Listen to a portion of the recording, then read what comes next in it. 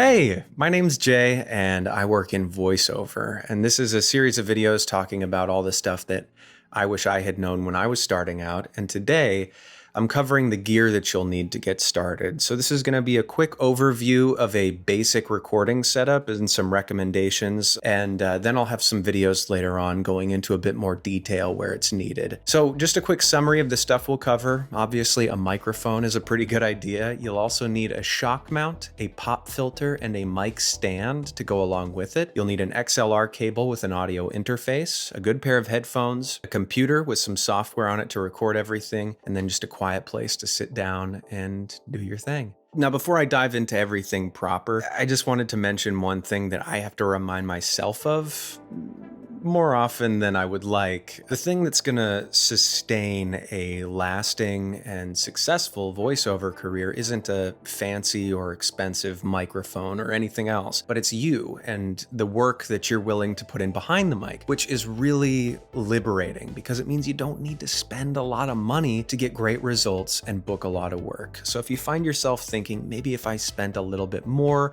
I'll sound better, I'll get more jobs, that's not been my experience. So with that little nugget of wisdom, let's get you some gear.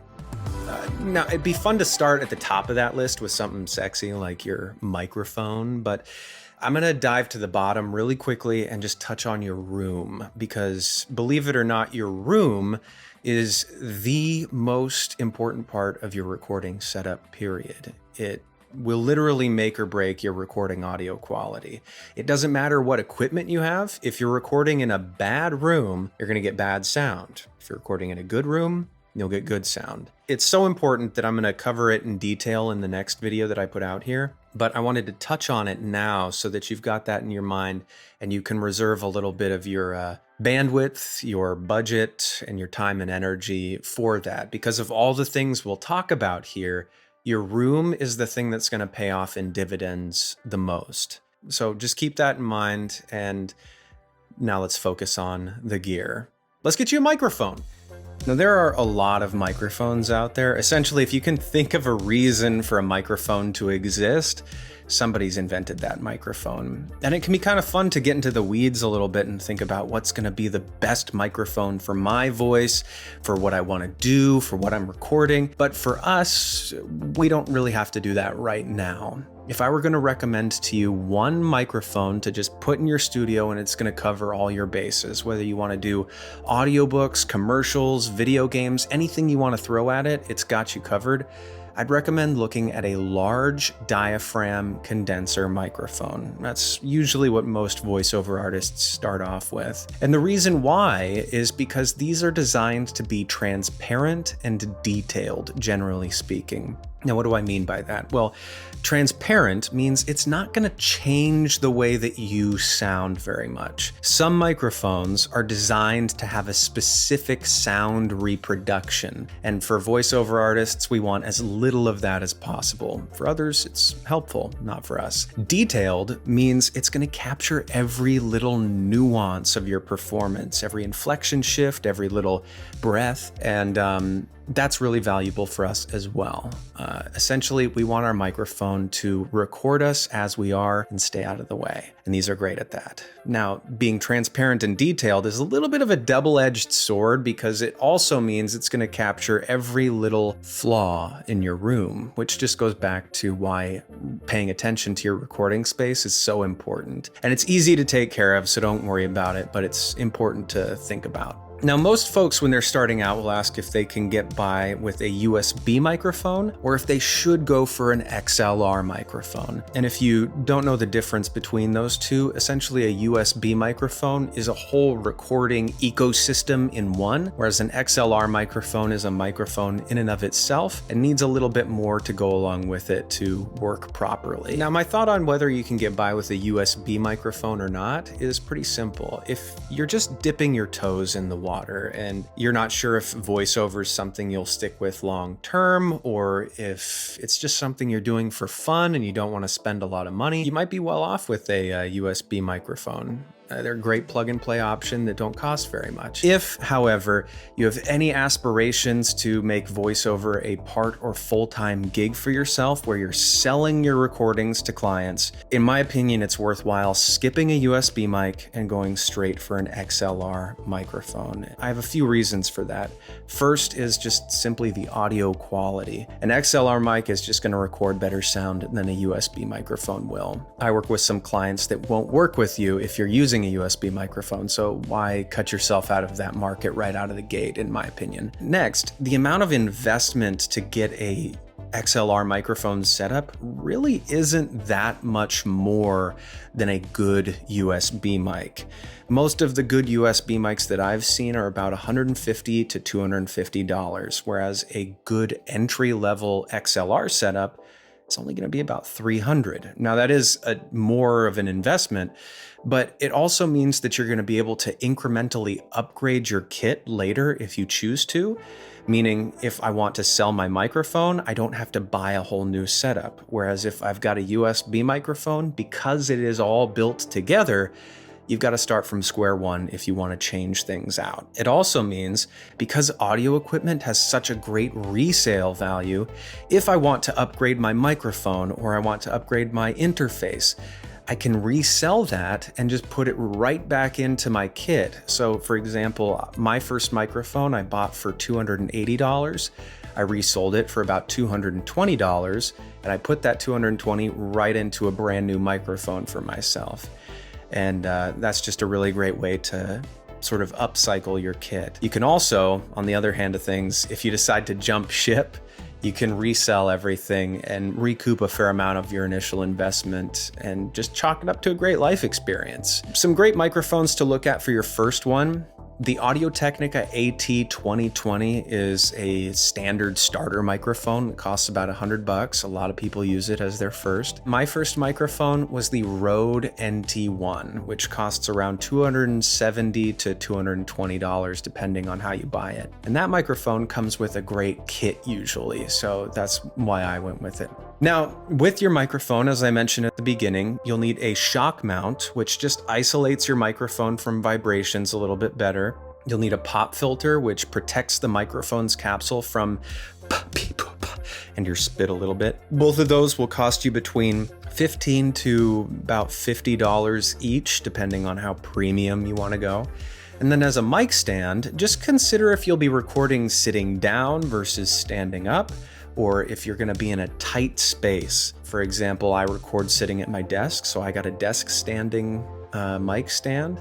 I also use a boom arm, which is one of those like podcasty things that you'll see in a lot of YouTube videos or Twitch streamers. A boom arm will cost you close to $100, and they're great for tight spaces. And then a mic stand will cost you around $15 to $25. Then you'll need an XLR cable. This connects your microphone to your audio interface. Speaking of which, what is an audio interface? That connects your microphone to your computer. It also provides your microphone with power if it needs it. It allows you to control the gain or sensitivity of your microphone. So if, for example, I'm doing ASMR, like this is really, ASMR type stuff, I can turn my gain or sensitivity up a fair bit to get all that quiet stuff. And then if I'm recording a Dragon Ball Z episode where I'm just screaming constantly, I can turn my gain down or my sensitivity down so that I'm constantly getting a good recording level. It also lets me plug in really fancy, nice headphones and get good sound out of that. An audio interface will cost you around $100 to $150, and starting level interfaces are fantastic. My first one was the Focusrite Scarlett Solo. And as I mentioned just a second ago, you'll also need a good pair of headphones. Now you can use whatever you have lying around, but I would recommend getting a dedicated pair of closed back headphones for your setup. Closed back just means that they're sealed on the outside, because some headphones will let sound out, which can bleed into your microphone and disrupt your recordings. Make sure that your headphones are comfortable because, for example, myself, I record 4 to 8 hours 5 days a week. And if these are on my head for 4 to 8 hours a day, they better be comfortable, because if they're not, my performance suffers, my quality of life just tanks. And so it's really important to invest in a comfortable pair of headphones. So if they don't fit, return them, try another pair. Another little pro tip, I have these little like velour earmuff pad things that these come with, but you can buy upgraded, or you can buy swap out versions of this for any headphones that you buy. And this just keeps your ears from getting all sweaty, which they probably will. And that's it. That's all of the gear that you'll need to pick up as far as recording equipment. Now, where should you pick all of this stuff up?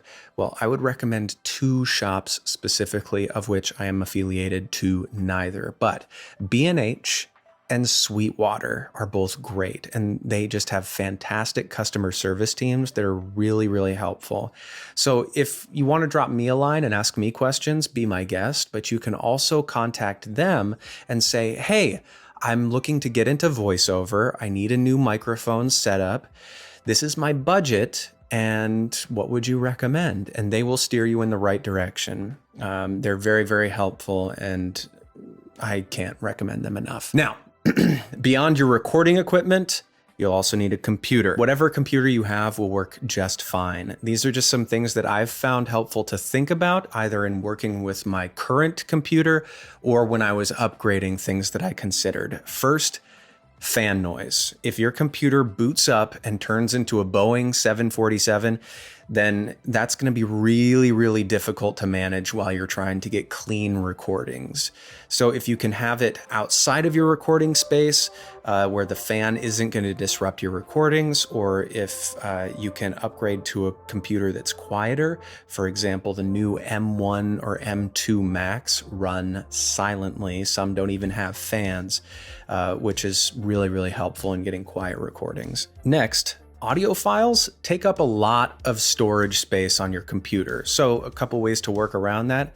Beef up your internal storage if you can. You don't have to, but for me, I find it infuriating to constantly be getting disk space almost full. So I just made sure that my storage on my computers was a little bit bigger than I maybe needed right away. Next, you can get an external hard drive. If you're getting an external hard drive, I would recommend checking out an SSD or solid state drive. And the reason being, these again run silently because they don't have any moving parts. The traditional hard disk drives or HDD drives have that spinning disk in there, which makes sound and you can't use while you're recording. Lastly, I use cloud storage as well, which is great for both backing up your computer, which is vital. It's great for archiving your files, which is huge because clients will come back to you months down the line asking, hey, we did that job 6 months ago. Can you give us this file, please? And it's really, really helpful to have that archived for yourself. I personally use Dropbox, again, not affiliated, but it's a great option for me. And then there's like Google Drive, iCloud, all wonderful to use. Then on your computer, you'll need that recording software. There are 2 great free options for you. If you have a Mac, GarageBand is pre-installed and it's great. It lets you record, stop, some minimal editing, and really that's all you need as a voiceover artist. In a very similar vein, there's a free downloadable app called Audacity. It works on Windows and Mac, and I'm not sure if it works on Linux or not, but it's free and it's about the same as GarageBand. Record, stop, minimal editing. Additionally, when you get your audio interface, a lot of them come with free software. It's either a stripped down version of a professional software, such as Pro Tools First, Ableton Lite. I think Cubase has another one of those. And that's a great way to sort of test the waters and see if you maybe want to use a professional software down the line. But most of these free options will do everything you need. Record, stop, minimal editing, and you're good to go. Then if you do decide to go for a professional software, there are a lot of really great ones. The one I'm using here is Adobe Audition, but the one I use most frequently is Reaper. And it's an open source software that has a free 60-day trial. So it's worth giving it a shot and seeing if you like it, but it costs $65 for a lifetime license, which is crazy. And then if you make over $20,000 a year using Reaper, which hopefully you will very soon, they ask you to pay $225 for a lifetime license. It's a wonderful, wonderful software, and I can't recommend it highly enough. That's it. You got everything you need. So please, please, please drop me any questions either here or on my website. I'll get back to you as soon as I can. And again, talk to the folks at B&H in Sweetwater. With that said, best of luck, and I'll see you in the next one. Bye now.